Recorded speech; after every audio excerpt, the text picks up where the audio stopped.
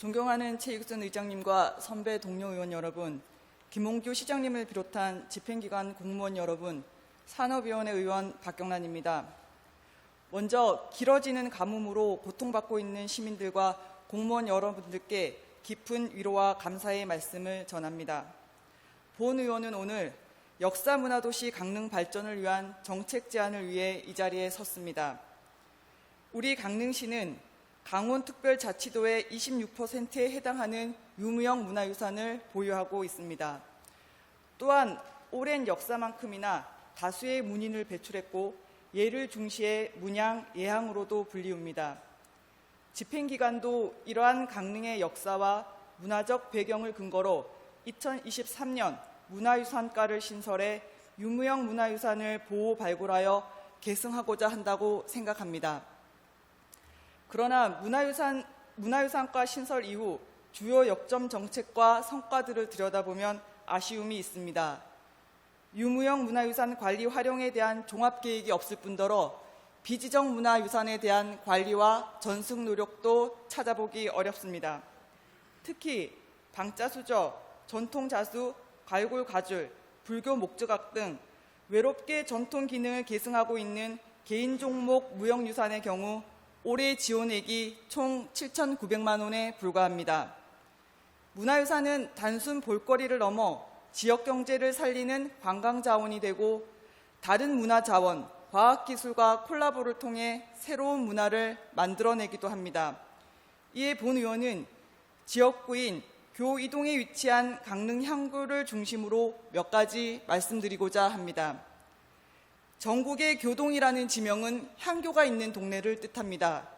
강릉 향교의 경우 1983년 고속버스 터미널이 개통되고 교동 인구가 2만 명을 돌파하면서 교 1, 2동으로 분동되었습니다.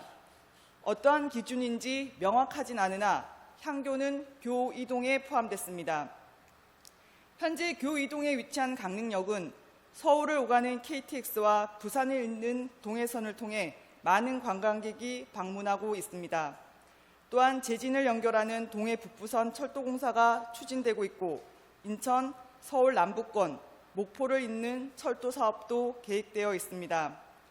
향후 강릉역은 교통 거점으로 많은 인적 자원의 교류가 더욱 활발하게 이루어질 것으로 보여집니다. 이미 강릉 역사 주변은 신축 아파트 건립으로 정주 인구가 늘고 있을 뿐만 아니라 이동하는 관광객들로 혼잡을 이루고 있습니다. 도로망, 간판, 주차장 관리 등 환경정비 사업을 서둘러야 합니다. 강릉 향교는 역에서 가장 가까운 우리 고장 대표 문화유산입니다. 대도호부 관아 건물과 같이 강릉의 유교 문화를 대표하는 건축물로 대성전, 명륜당, 동무, 서무, 전랑이 보물로 지정되어 있습니다. 그중 강릉 향교 건축물은 유네스코 유형문화재 등록을 위한 전국 16개 향교에 포함되어 있고 석전대제는 무형문화유산으로 충분한 기능을 보유하고 있다고 생각합니다.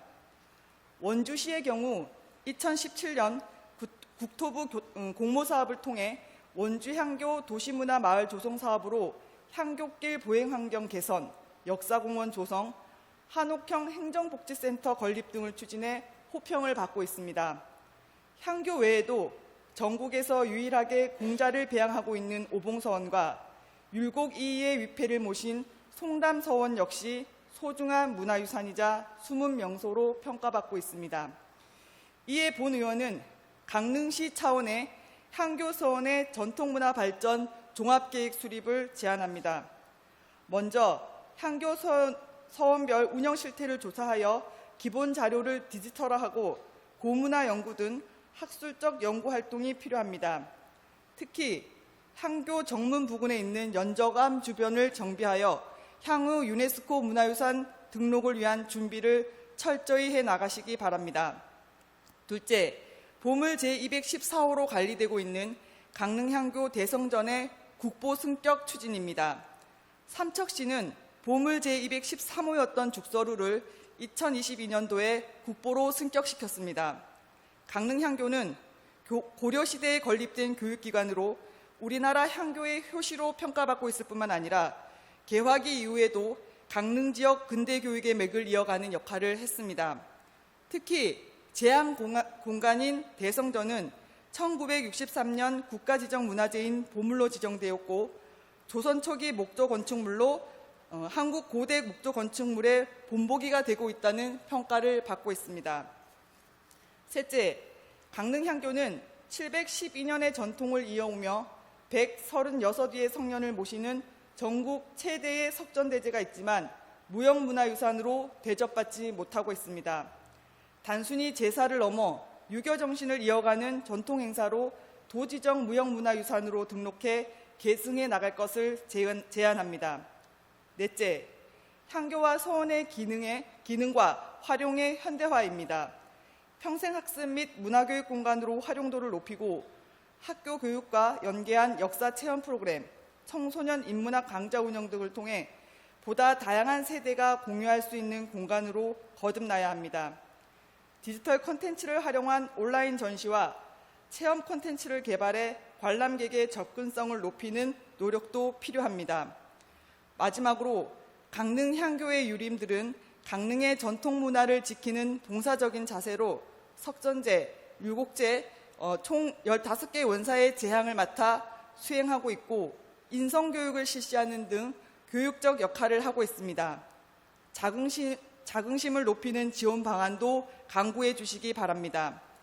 강릉의 유교 문화가 고루한 문화로 인식되지 않고 지역 공동체의 문화적 기반 확장에 기여하도록 힘써 주시기 당부드립니다. 덧붙여 가뭄으로 많은 시민들이 고통을 겪고 있습니다. 이 위기 극복을 위한 대안 역시 시민들의 물절약 노력에 기댈 수밖에 없음에 무력감과 송구함을 느낍니다. 우리 역사에도 가뭄은 큰 재앙으로 기록되어 있습니다. 가뭄은 흉년으로 이어지고 흉년은 기근과 사회 불안으로 이어져 통치의 기초가 흔들릴 수 있기 때문입니다. 모두가 한 번도 겪어보지 않은 재난 현실에 개탄하고 있습니다. 하지만 우리 조상들도 가뭄 극복을 위해 물 절약을 위해 공동체의 규칙을 정하고 서로 협력해 공동 우물을 파고 제방을 쌓았다고 합니다. 가뭄 대응에 대한 신뢰할 수 있는 정보 공유, 시민 불편 사항에 대한 적극적인 이해와 대응, 시민들의 공동체 정신으로 이 위기를 반드시 극복하기를 소망합니다. 이상 발언을 마치겠습니다. 경청해 주셔서 고맙습니다.